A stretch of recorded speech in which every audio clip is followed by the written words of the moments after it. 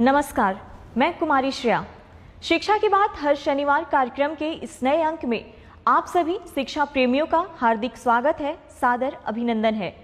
पिछले अंक की तरह इस अंक में भी आप सभी शिक्षकों के द्वारा पूछे गए सवालों के जवाब के साथ हमारे बीच उपस्थित हैं शिक्षा विभाग के अपर मुख्य सचिव डॉक्टर एस सिद्धार्थ सर।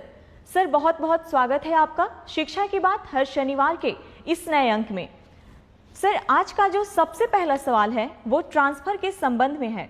कहते हैं ट्रांसफर के संबंध में कुछ अपडेट देना चाहेंगे। देखिए, जैसे कि आपको पहले मैंने पिछली बार भी बताया कि 1,30,000 टीचर्स का ट्रांसफ़र हम लोगों ने जिले सब आवंटन किए गए थे और साथ ही साथ उनका स्कूल आवंटन की प्रक्रिया सभी जिलों में शुरू हो गई है। सभी डीओज़ ने अपना काम शुरू कर दिया है। हम लोग एवरीडे रिव्यू करते हैं और हम लोग उम्मीद करते हैं कि करीब जून 20 तक सभी शिक्षकों के इनबॉक्स में उनके नए स्कूल का आवंटन आ जाएगा और ताकि वे समय पे नए स्कूल में अपना योगदान दे सकें। हम लोगों ने दो चीज़ ज़रूर कहा है। एक तो है कि जैसे ही योगदान वो दूसरे स्कूल में देंगे, जिस भी तिथि को 30 जून से पहले, वे अपने पुराने स्कूल से स्वतः विरमित हो जाएंगे। उनको अलग से विरमिति लेने की ज़रूरत नहीं है। ई शिक्षा को ऑटोमेटिकली उनको विरमित कर देगा। और दूसरा ये था कि हम लोगों ने यह भी सभी को कहा कि आप लोग डीओ के कार्यालय में चक्कर नहीं लगाएं, क्योंकि पूरी गोपनीय और पारदर्शिता से स्कूल का आवंटन किया जा रहा है और आपको वैसे भी पता नहीं चलेगा कि आपका कौन सा जो रिकॉर्ड है और कौन सा पोस्टिंग ऑर्डर है वो आपको वैसे भी पता नहीं चलेगा। इसलिए आप थोड़ा धैर्य रखिए और 20 तारीख को जब अपने इनबॉक्स में देख लीजिएगा और साथ ही साथ नए स्कूल में अपना योगदान दें। तो ये हम लोगों ने ऑलरेडी कहा है। और ट्रांसफ़र पोस्टिंग में ज़्यादा चिंता मत करिए। आप लोग अपना छुट्टी मनाइए, अपने छुट्टी पे जाइए, छुट्टी मनाइए और अपने परिवार के साथ समय बिताइए। सर, अगला जो प्रश्न है वो ये है कि बच्चे छुट्टियों में क्या करेंगे? देखिए, इस बार हम लोगों ने छुट्टियां दी हैं और समय पे छुट्टियां अभी आ गई हैं और अगला सप्ताह से सब लोग छुट्टी पे रहेंगे। बच्चे दो चीज़ें कर सकते हैं, या तो अपने माता पिता के साथ विभिन्न स्थान घूम सकते हैं, और जो गांव में बैठे हैं, जो गांव में ही रह गए, उनके लिए हम लोग समर कैंप चला रहे हैं। और समर कैंप में विशेषकर जो क्लास 5 और क्लास 6 के जो बच्चे हैं उनके लिए समर कैंप है और इसमें मैथमेटिक्स, गणित, टीएलएम जैसी गतिविधियां हम लोग उस गांव में हम लोग कराएंगे।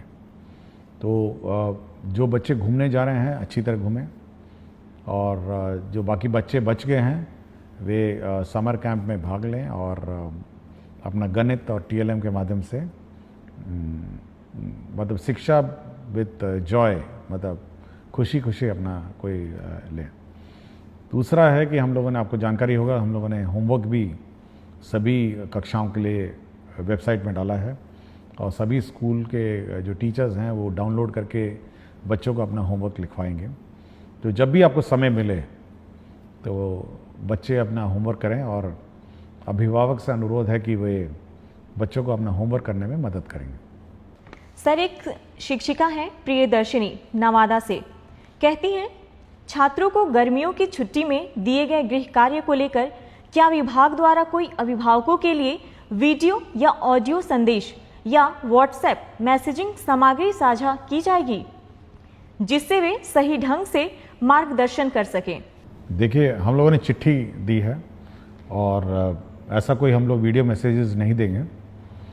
मेरा इतना ही है कि जो अभिभावक हैं, क्योंकि अब 24 घंटे बच्चों के साथ अभिभावक रह पाएंगे, तो एक पढ़ाने की आदत उनको पड़ी होनी चाहिए, मतलब बच्चों को। और हम लोगों ने जो चिट्ठी में लिखा है कि अगर घर पे हैं तो एक पढ़ने का स्थान वो निर्धारित करेंगे जहाँ पर बच्चे बैठ के पढ़ेंगे, या तो टेबल चेयर या चटाई पे, और एक वातावरण उस प्रकार का घर पे बनाएंगे जहाँ पे बच्चे एक कोने में बैठ के पढ़ें। थोड़ा पोस्टर्स लगाएं, गणित के पोस्टर्स लगाएं और चार्ट पेपर लगाएं, ये सब थोड़ा वातावरण बने।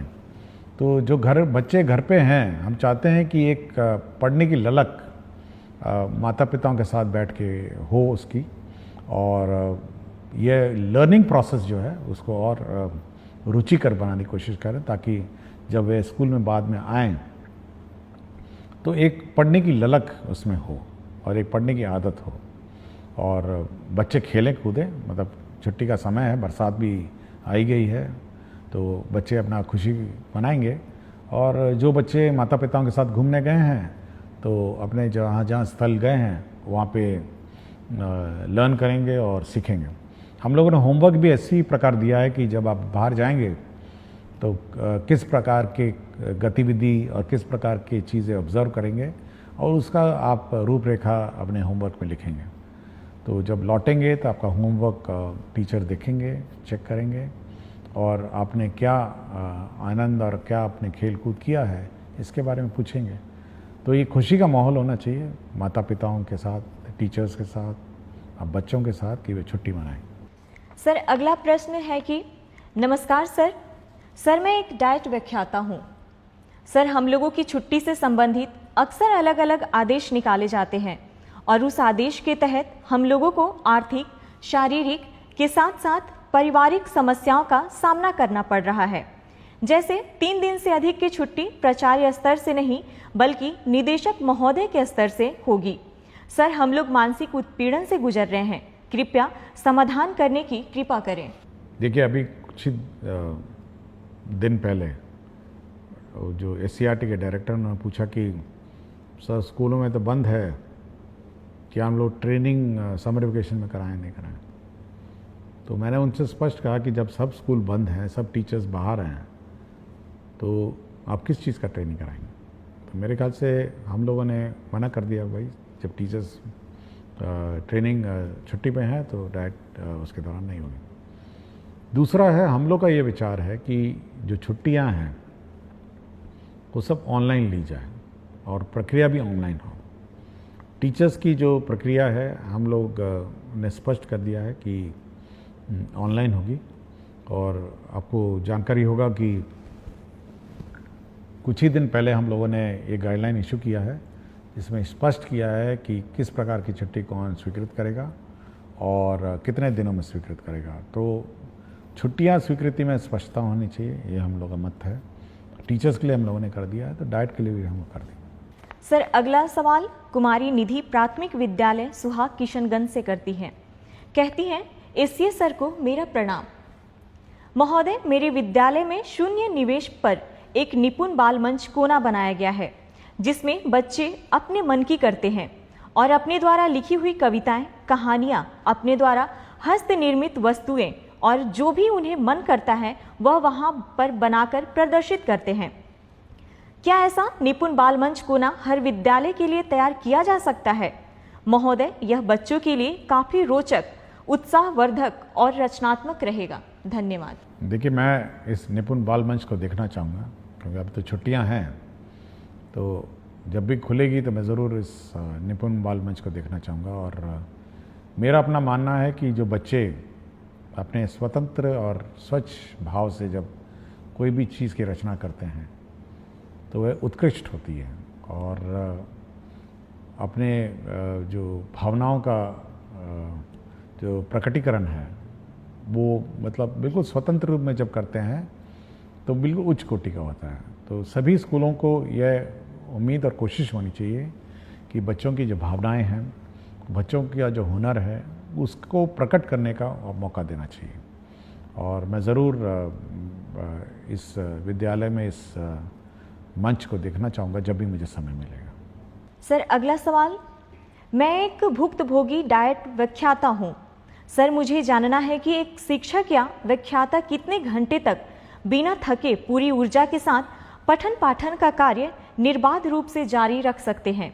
सर हम लोग सुबह 8 बजे से प्रशिक्षण शुरू करते हैं और 6:30 तक ये चलता रहता है। सर विगत कुछ वर्षों से इस तरह का थकाऊ, उबाऊ और नीरस प्रशिक्षण देते देते हम लोग ऊर्जा विहीन हो चुके हैं। कृपया मार्गदर्शन देने की कृपया करें।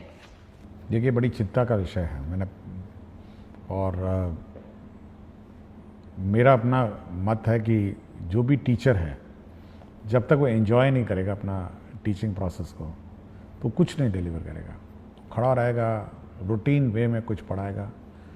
तो हम लोग की कोशिश है कि फर्स्ट हाफ में रीडिंग राइटिंग और ये सब जो भारी भड़कम टीचिंग है वो होनी चाहिए, और सेकंड जो पार्ट है जो लंच के बाद है उसमें रोल प्लेज होना चाहिए कि टीचर को कैसे पढ़ाना है, स्टूडेंट्स को कैसे इंटरेक्ट करना है।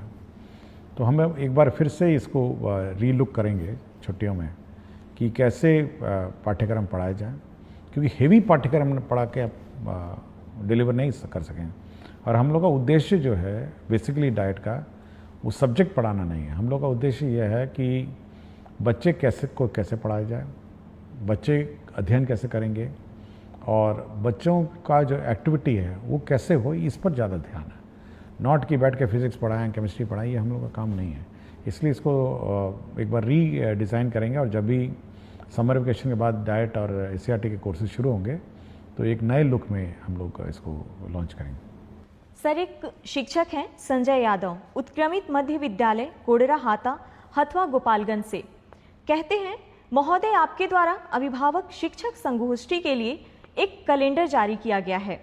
अभी से पूर्व भी संगोष्ठी का आयोजन कई मर्तबा किया जा चुका है, पर संगोष्ठी से संबंधित प्रधानाध्यापक और प्रभारी प्राचार्य के नाम से जो पत्र कल के डेट में आपकी तरफ से निर्गत हुआ है वह हमें यह सीख देती है कि किसी आयोजन अथवा मौका को अत्यंत महत्वपूर्ण कैसे बनाया जाता है। क्या इस मौके पर हम अपनी कक्षाओं के बच्चों का मासिक मूल्यांकन रिपोर्ट अभिभावकों को बता सकते हैं ताकि हमारे बच्चे का अपडेट अभिभावकों को मिल सके?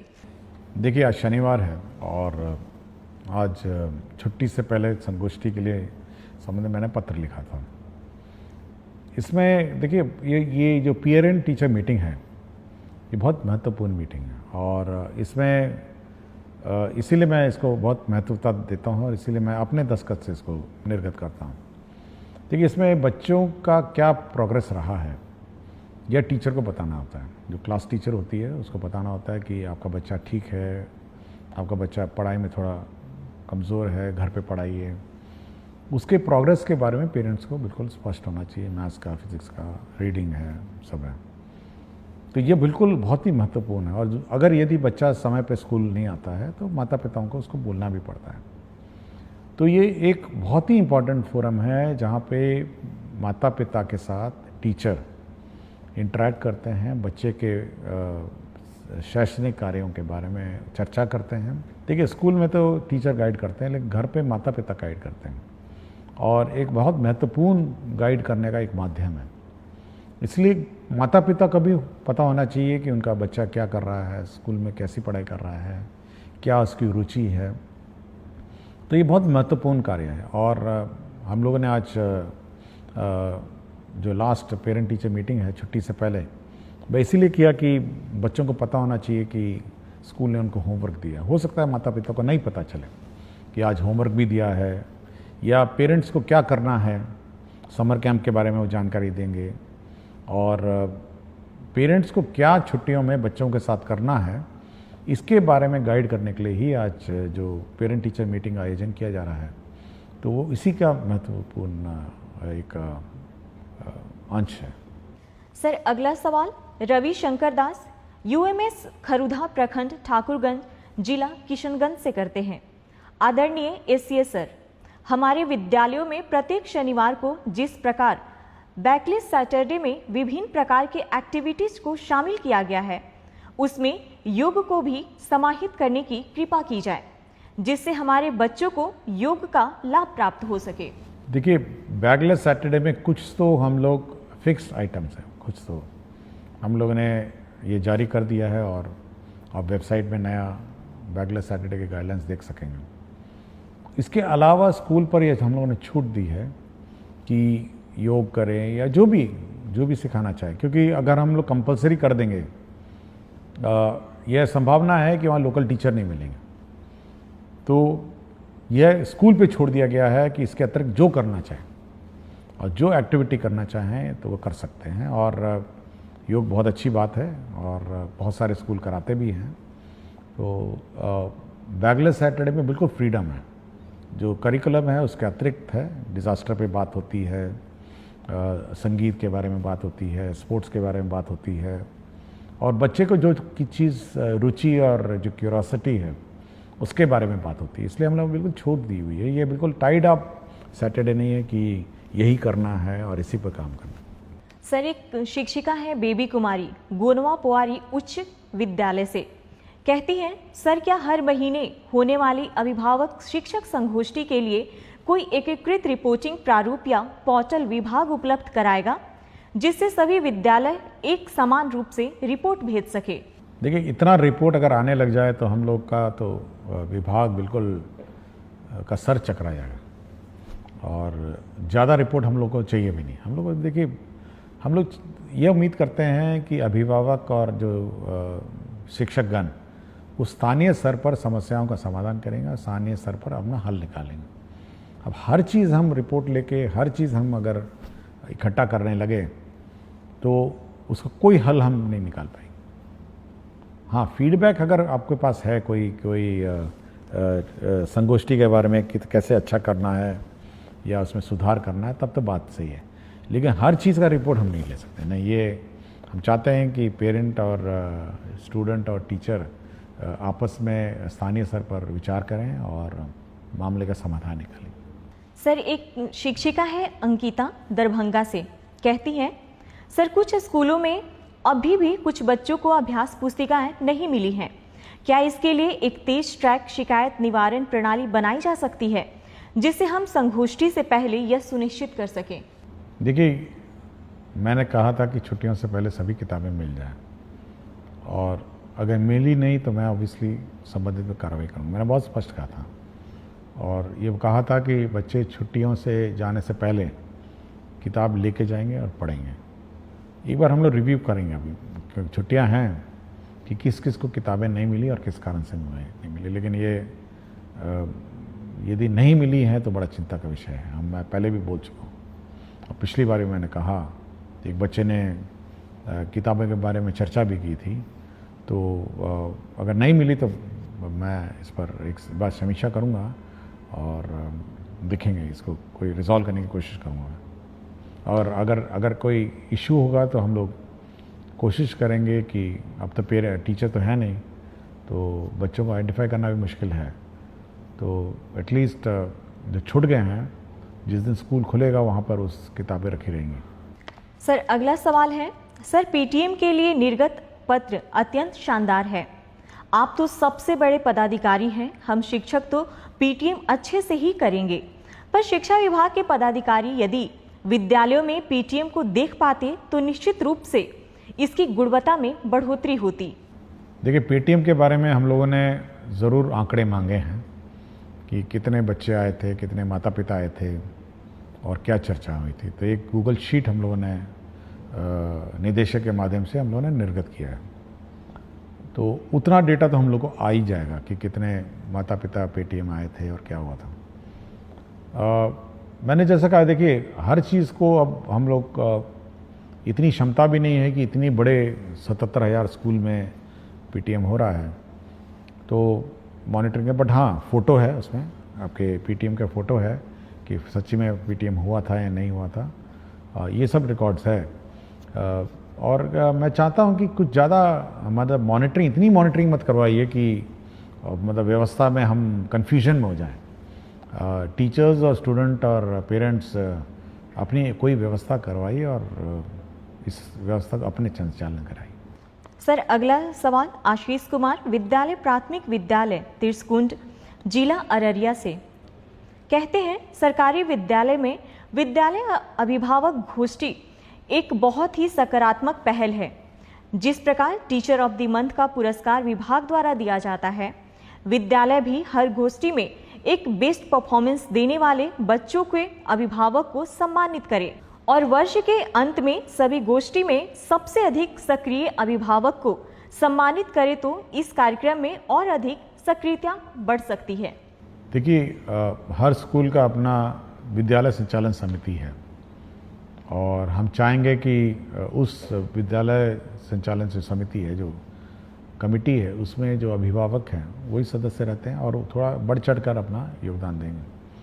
हम लोगों ने टीचर्स ऑफ द मंथ का कॉन्सेप्ट लाए थे कि हर टीचर को हम लोग पुरस्कृत मेरे दस्तखत से जाता है। स्टूडेंट को भी हम लोग अवार्ड करते हैं कि स्टूडेंट ऑफ द वीक के।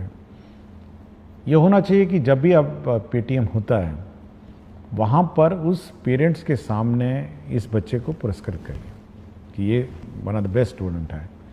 इससे दो कारण हो सकते हैं। एक तो जो अभिभावक हैं वो प्राउड फील करेंगे, देखिए मेरे बेटे को स्टूडेंट ऑफ द वीक या 15 दिन में जो भी है अपना फोर्टनाइट है इसको पुरस्कार मिला।